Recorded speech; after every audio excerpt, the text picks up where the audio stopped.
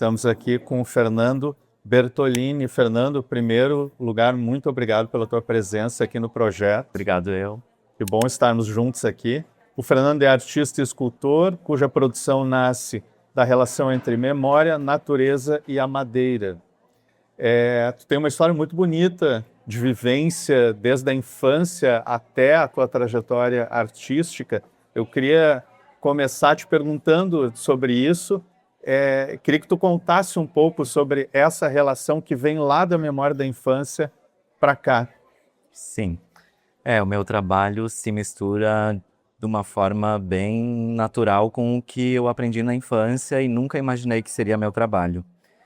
Eu nunca sei contar direito uma ordem cronológica organizada para isso, mas eu vou contar misturado como sempre.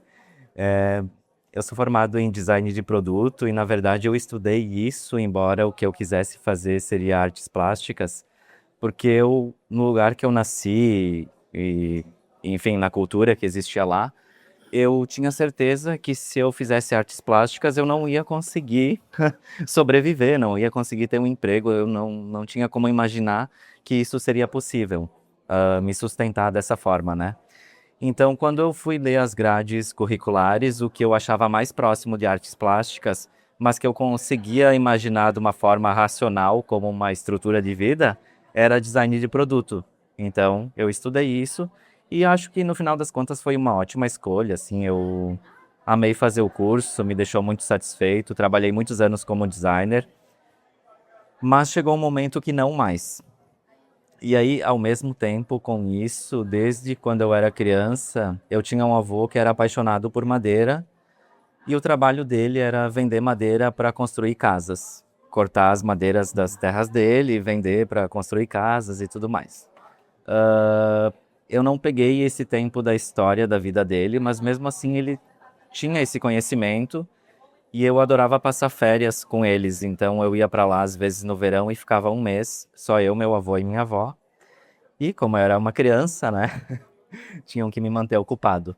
E o meu avô me levava para Santa Teresa, essa cidade que vocês devem ter visto que foi super atingida pelas enchentes, né? Eles moravam lá, mas no interior de Santa Teresa, em Linha Alegre, é o nome do lugar. Então ele me levava para a margem do rio para tomar banho no rio, para pescar, para passear, coisas desse tipo. Mas lá é um lugar belíssimo, tem pedras, basaltos muito coloridos, de todas as cores, e muita madeira também, que é trazida pelas enchentes, que acontecem todos os anos, não como dessa vez, né? Mas sempre acontece. Então eu ia catando essas coisas, coletando essas coisas, e ele sempre sabia me dizer o que era, que madeira era aquela ou para que servia e, enfim, para que ele usava, se ele já tinha usado ou se era para lenha ou se era podre e não servia, coisas desse tipo. Então eu fui absorvendo esse conhecimento e, enfim, se transformou numa coleção para mim. Eu colecionava, eu pegava esses elementos e colecionava e às vezes transformava em peças geométricas. Pegava um fragmento de madeira e só cortava no formato de um cubo, lixava ela para ver, porque o que mais me impressiona na madeira são as cores delas, que elas, quando alguém diz, cor de madeira, o que é cor de madeira? Existem todas as cores em madeira. Então, menos azul. Então, mas até violeta tem, roxinho, que é uma madeira da Amazônia. Então, eu fazia isso, eu pegava esses materiais, fazia coisas simples nele, que basicamente o trabalho de cortar e lixar e guardava. E fui criando uma coleção gigantesca com isso. Que era só uma coleção, era uma coisa inútil, digamos, mas que me impressionava, assim, eu gostava muito. Então até aí foi isso. Isso aconteceu em paralelo na minha vida, a vida inteira. Aí estudei design de produto, me formei e tudo mais. Trabalhei e chegou uma hora em que eu me demiti e me mudei para Florianópolis. Sem planos, mas eu tinha certeza que eu ia continuar trabalhando nessa área. Mas chegando lá eu encontrei uma realidade que eu não esperava, que era salários muito mais baixos. E eu me mudei para lá só com uma mala de roupas e uma mala de madeiras. Eu levei uma parte dessa minha coleção minúscula, mas de alguma forma não queria me desfazer daquilo e e não levar aquilo. Não sei explicar ainda o porquê disso, mas ainda bem. E como eu não conseguia encontrar nada que chegasse perto dos salários que eu ganhava na Serra Gaúcha, que era muito, muito, muito inferior mesmo, eu pensei, não, eu não vou fazer isso, eu vou pensar em qualquer outra coisa, porque eu preciso me sustentar, mesmo que não seja isso que é o meu ideal. Só que passou 1, 2, 3, 4 meses e eu estava muito ocioso e pensando, eu preciso fazer alguma coisa, eu sou bem hiperativo, assim, nesse sentido de produzir. Me considero um artista operário. Eu trabalho todos os dias da semana em horário comercial. Mesmo que eu não esteja inspirado, eu vou lá, limpo o ateliê, organizo, faço alguma coisa assim. Mas eu tenho que estar lá todos os dias, dentro da minha cabeça, né? E funciona. E, então eu estava nesses 4 meses sem fazer nada e peguei a minha maletinha de madeiras, comprei ferramentas, as mais básicas assim, uma serrinha manual, lixas, um estilete e furadeira eu já tinha. E comprei umas brocas e coisas assim. O básico do básico. E comecei a transformar elas em objetos menores, sem saber direito o que ia acontecer. Aí eu pensei, eu queria usar um colar, mas não tem nada como eu gostaria. Eu queria uma coisa super clean, assim, só um retângulo de madeira, nada mais. Fiz um colar para mim, durante esse processo de não sei o que eu vou fazer. E algumas pessoas viram e começaram a dizer, onde tu comprou isso? Eu também quero. Aí eu disse, eu fiz, mas, né, eu fiz pra mim, só isso. E aí passou mais um mês e nada tinha acontecido, nenhum emprego apareceu do que eu gostaria. E eu pensei, tudo bem, vou fazer uma coleção de colares. Não sei como. E aí foi um longo processo. Eu ainda tinha o dinheiro dos outros empregos, né, pra sobreviver a esse período de descoberta. E pensei numa coleção, vou fazer uma coleção de acessórios, que eram só colares. Foi assim que começou o meu trabalho. E fiz uma página no Instagram e uma no Facebook. E o que mais me impressionou, porque até então eu nunca imaginaria que eu pudesse ter um trabalho que não fosse formal numa empresa, né? É que as pessoas compraram. Então eu pensei, olha, existe outra possibilidade de vida aqui, eu posso tentar fazer isso. Então, por muitos anos, por uns 5 anos, eu fiz só colares e anéis, como esse, por exemplo. E foi esse o meu trabalho. Aí eu comecei a esculpir coisas de fato, objetos, formas, né? Mas foi tudo, eu descobri que eu era autodidata nisso, porque eu nunca estudei nada relacionado a produzir com madeira, né? Foi uma descoberta partindo do zero até coisas mais difíceis. Eu só tinha o conhecimento de reconhecer espécies. Que na verdade eu acho que é o mais legal que eu sei, assim, o melhor do meu conhecimento. O mais exótico. Muito bem. Bom, tu já falou muito sobre memória em relação à madeira, mas tem algum significado para além disso, da madeira em si como matéria-prima para o teu trabalho? Tu consegue olhar para a madeira e ela te dizer coisas? Sim, consigo, assim, coisas... em vários sentidos, mas especialmente no sentido, assim, de quando eu continuo usando só madeira morta, que eu vou pro Rio Taquari e coleto. Aliás, nas últimas enchentes eu encontrei coisas incríveis, coisas muito únicas, assim, como canjerana, guajuvira, por exemplo. Quem conhece madeira vai saber que são bem raras hoje em dia. E então, quando eu encontro esses troncos que estão ali brutos, eu consigo reconhecer e entender várias coisas sobre a árvore, ou se era uma árvore, ou se fazia parte de uma casa, ou de uma estrutura, algo assim, se tinha pregos. Os machucados das madeiras dizem muita coisa, por exemplo, a pitanga, que é uma das minhas preferidas. Ela é uma madeira branca, mas ela tem pontos e manchas pretas às vezes. E isso é um significado de que existiu um machucado nessa árvore quando ela era viva, né? Isso só acontece nela quando ela está viva ainda.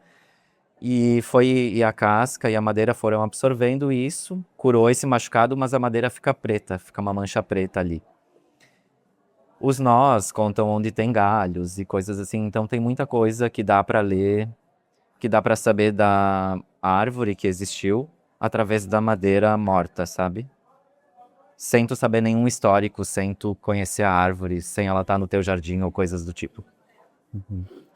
Bom, tu teve essa vivência de um trabalho muito mais industrial, né? Sim. Tu não te enxerga mais fazendo esse tipo de trabalho industrial? E qual é, no fim, a grande diferença dele para esse trabalho artesão? Sim. Eu acho que o trabalho industrial, ele é muito impositivo, assim, tu tem que ter prazos, tu tem que ter metas, ou se tu quer ou não quer, isso tem que ser criado, não tem um respeito pelo tempo, como ela falou, assim, tu não consegue respeitar tão bem o teu processo criativo de forma tão livre, né?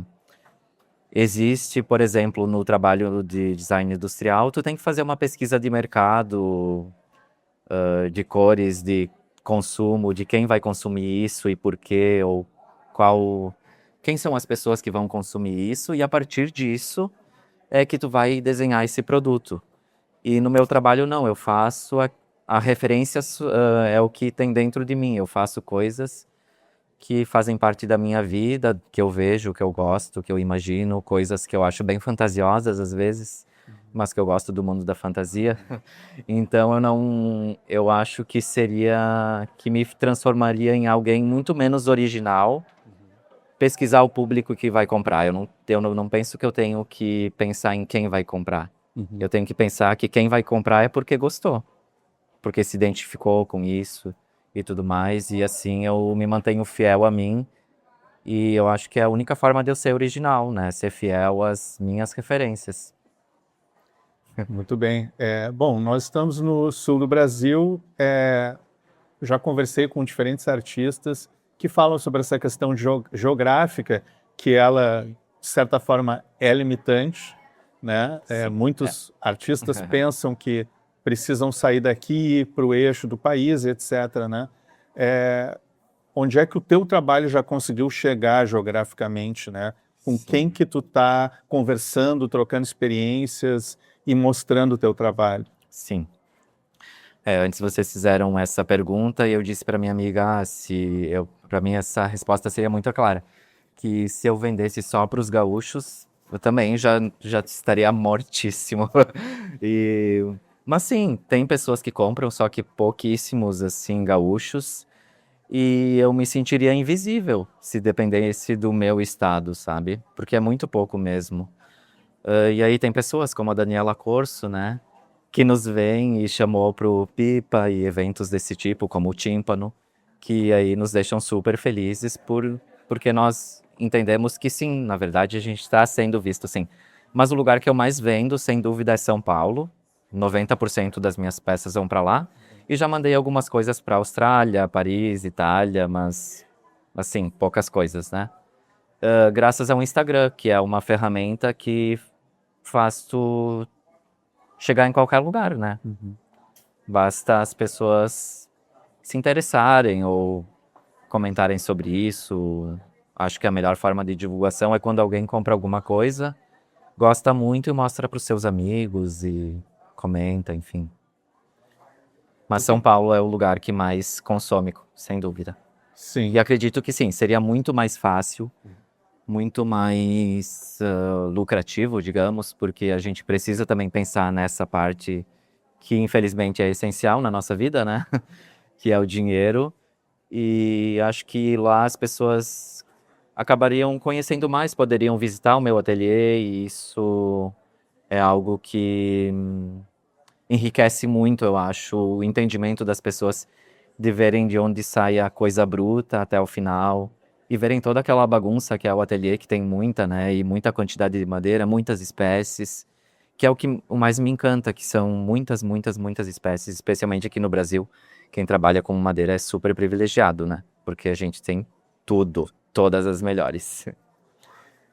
Tem algum projeto ou um desejo que ainda não foi concebido dentro do teu processo artístico, que tu já está mirando para frente? Sim.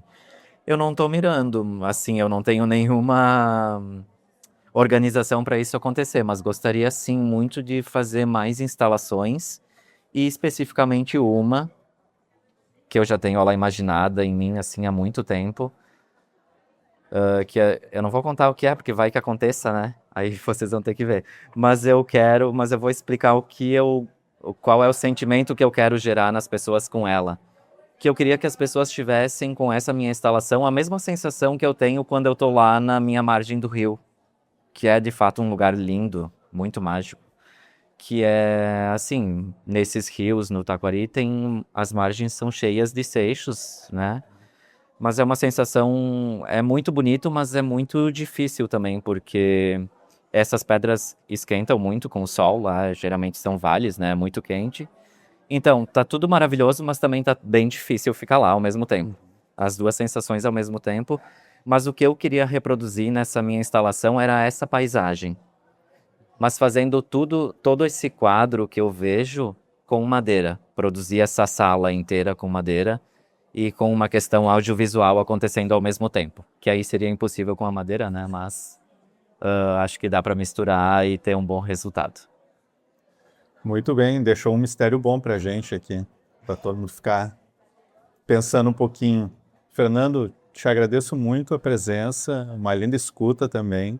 É muito bonito pensar nessas memórias, nessas infâncias todas, né? Eu, quando li e pesquisei a tua história, isso foi uma coisa muito bonita, assim, de ver, né? Quero te agradecer, te desejar muito sucesso no teu trabalho. Obrigado. E que a gente se encontre de novo, muito em breve. Tá? E obrigado a todo o público que esteve aqui acompanhando a gente nessa temporada especial aqui do Tímpano no Instituto Ling.